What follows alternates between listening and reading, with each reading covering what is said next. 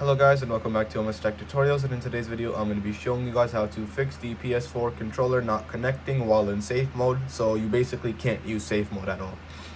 And let's get straight into it. So the first thing you guys are going to do is simply put your PS4 into safe mode, and you can do that by turning off the PS4 until it is completely turned off and you see these blinking white lights have gone away.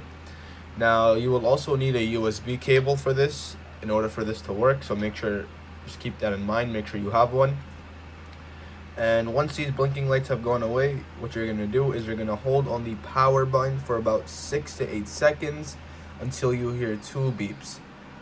Now the light should go away any second now, and once it does go away, we're going to hold on the power button for about 6 to 8 seconds until we hear 2 beeps. That was the first one, and then that was the second one. Now once we hear the second one, we can let go.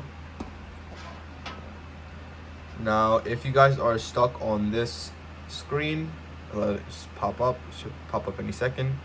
There we go. Now if you're stuck on this screen and you don't know what to do because like you're pressing on the home button but nothing's happening, it's because you do not have a USB cable or basically just your controller charger plugged in.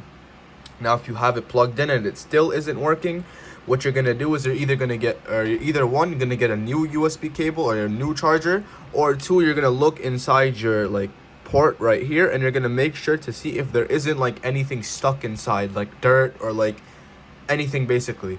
And if there is, you can just get something small like a hairpin, and then you can just use that to take it out. And then that is basically the only reason why this isn't working.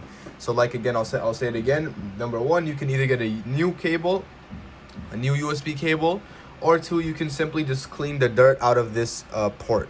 And now once you do both of these things, just re-plug the cable back in, and then you guys should be good to go.